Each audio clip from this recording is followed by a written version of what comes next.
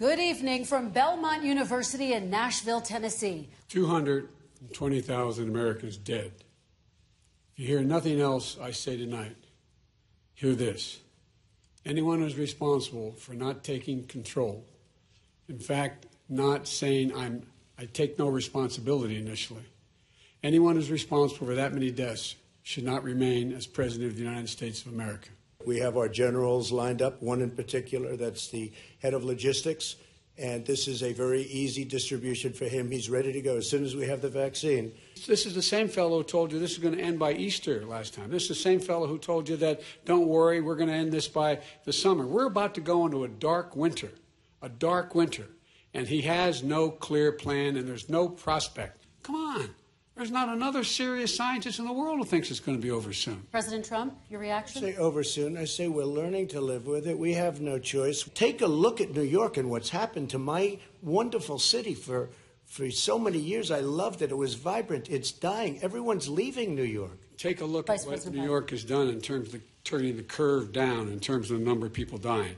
And I don't look at this in terms of the way he does. Blue states and red states. They're all the United States. Wear these masks, number one, but he didn't want to tell us.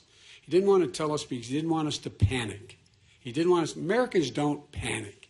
He panicked. I think you have to clean it up and talk to the American people. Maybe you can do it right now. Vice President Biden, you may respond. 30 seconds. And then I do want to follow up on the election security. I have not taken a penny from any foreign source ever in my life. I have paid millions and millions of dollars, and it's worse than paying. I paid in advance. What has he done? He's legitimized North Korea. He's talked about his good buddy who's a thug, and he talks about how we're better off. And they have much more capable missiles, able to reach U.S. territory much more easily than ever did before. You know what, North Korea, we're not in a war. We have a good relationship. And we had a good relationship with Hitler before he, in fact, invaded Europe. They built cages. You know, they used to say, I built the cages. And then they had a picture in a certain newspaper.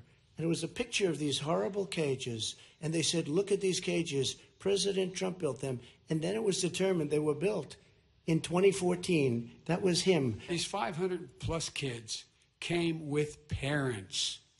They separated them at the border to make it a disincentive to come to begin with.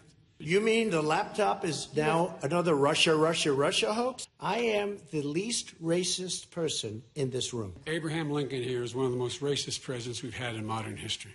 He pours fuel on every single racist fire. Why didn't you do it in the 8 years, a short time ago? Because you're all talk and no action. All right. We have done an incredible job environmentally, and we haven't destroyed our industries. 4 more years of this man eliminating all the regulations that were put in by us to clean up the climate, to limit the emissions, will put us in a position where we're going to be in real trouble.